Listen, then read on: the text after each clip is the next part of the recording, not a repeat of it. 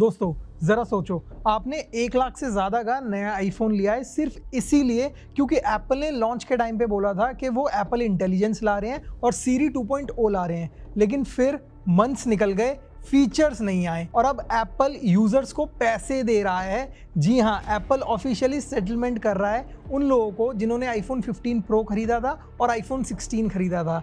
लेकिन सबसे बड़ी असली बात यह है कि एप्पल जैसी कंपनी जो नॉर्मली प्रोडक्ट्स तब लॉन्च करती है जब सब रेडी होता है, वो एआई रेस में इतनी बैडली कैसे फंस गई, इतनी पीछे कैसे रह गई, आज इस वीडियो में हम यही कुछ समझेंगे। Apple has basically unveiled a half-baked product.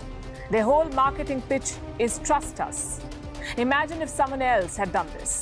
Not just unveiled an unfinished product, but also charged you more money for it. Half the time, Siri responds with, "Sorry, I don't understand," or "You'll need to unlock your iPhone first," or "Something went wrong, please try again." सबसे पहली चीज, Apple users को पैसे क्यों दे रही है? देखो, Apple intelligence actually है क्या, सीरी एआई डिले क्यों हो रहा है, सब कुछ इसी पर बात करेंगे।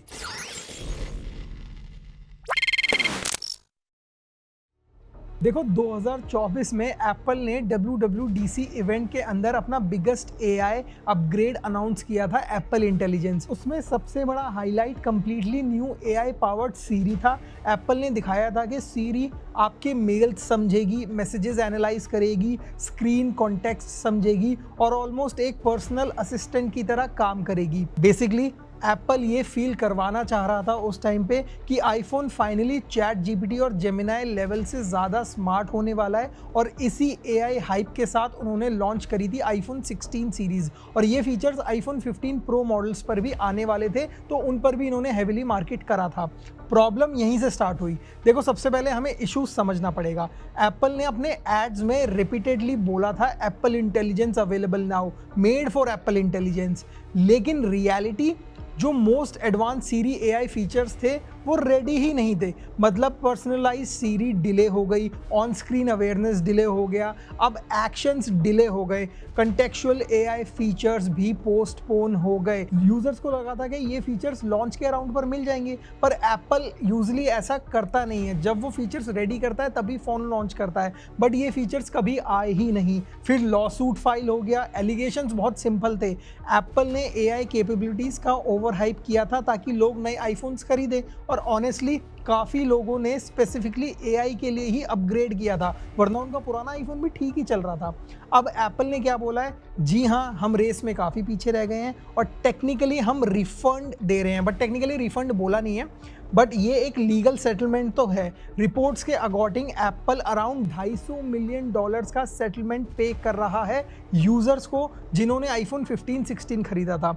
एलिजिबल यूजर्स को $25 से लेके $95 तक मिलेंगे, और मेनली उन लोगों के लिए है जिन्होंने iPhone 15 pro, pro max, iPhone 16 lineup purchase करी थी एआई मार्केटिंग के नाम पर। एप्पल ने खुद ऑफिशियली रॉन्ग डूइंग एडमिट किया है, लेकिन कंपनी ने सेटलमेंट एक्सेप्ट किया ताकि केस जल्दी क्लोज हो सके।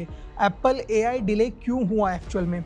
देखो, अब असली इंटरेस्टिंग पार्ट तो ये है कि एप्पल एआई डिले होने का रीज़न सिर्फ सॉफ्टवेयर बग नहीं है, इसके पीछे मल्टीपल रीजंस है। एप्पल का प्राइवेसी ऑब्सेशन, जी हाँ, एप्पल का पूरा इकोसिस्टम प्राइवेसी फोकस्ड है और उसी को एप्पल मार्केट करता है।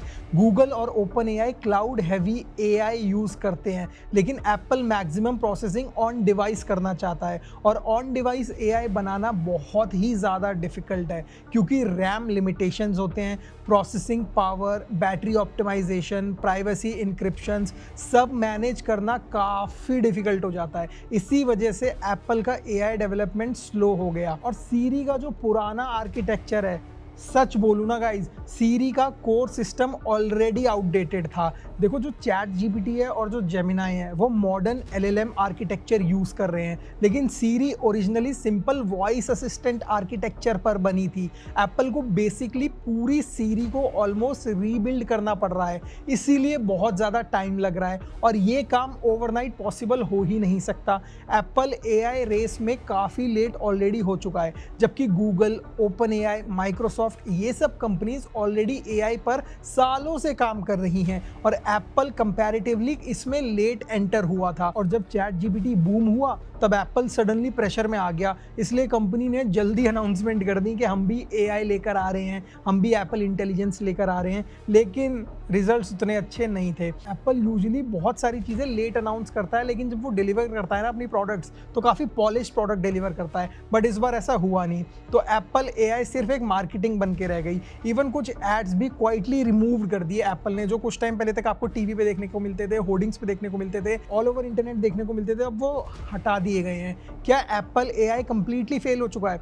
देखो, इस पर मेरा कहना है नहीं, ऐसा तो बिल्कुल भी नहीं है। ये भी सच है कि एप्पल ने कुछ AI फीचर्स डिलीवर किए हैं, जैसे राइटिंग टूल्स हो गए, जेनमोजीज हो गए, AI फोटो क्लीनअप हो गया, नोटिफिकेशन समरीज हो गए, चैट GPT इंटीग्रेशन हो गया, ये सब AI फीचर्स ही हैं। लेकिन जो कोर फीचर्स एप्पल ने प्रॉमिस किए थे वो डिलीवर नहीं किए, और वही सबसे ज़्यादा मार्केट किए गए थे। तो इसी वजह से एप्पल के ऊपर ये लॉसूट फाइल किया गया, और एप्पल ने बोला कि हाँ, हम अपनी गलती मानते हैं, और $25 से $95 मतलब 2000 रुपये से तकरीबन 8000 रुपये तक एप्पल दे रही है उन यूज़र्स को जिन्होंने iPhone 15 Pro, Pro Max या iPhone 16 सीरीज़ का कोई भी फ़ोन खरीदा था। अब समझने वाली बात यह है कि एप्पल ये जो रिफंड है ना, सिर्फ US बायर्स को दे रही है, इंडियन बायर्स को नहीं दे रही, जबकि सबसे ज़्यादा फ़ोन इनके इंडिया में ही बिकते हैं। फिर भी ये इंडियन बायर्स को इंपॉर्टेंट नहीं समझ रहे, पता नहीं क्यों।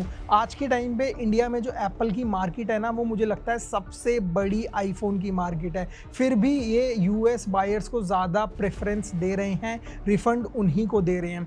बाय द वे, अगर आपके कोई चाचा, मामा, ताऊ या आपने अपना फ़ोन इंडिया से ना खरीद कर US से मंगवाया हो, तो मैं एक लिंक दे रहा हूँ नीचे, आप उस लिंक पर जाके रजिस्टर कर सकते हो और आपको भी $25 से $95 तक मिल सकते हैं, मतलब 2000 रुपये से 8000 रुपये तक मिल सकते हैं।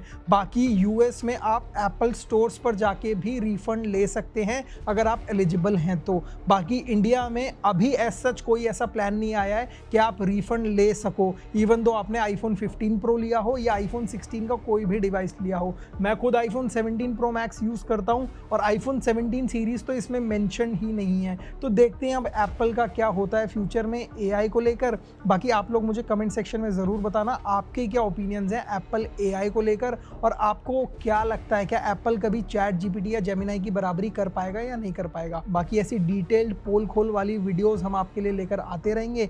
मेरा नाम है प्रिंस, आप देख रहे हो हार्डवायर। ऐसी अमेजिंग वीडियोस और नॉलेजेबल वीडियोस देखते रहने के लिए हार्डवायर को सब्सक्राइब जरूर कर लेना और बेल आइकन भी दबा देना। जब भी हम इस तरीके की वीडियोस अपलोड करेंगे आपको नोटिफिकेशन आ जाएगा।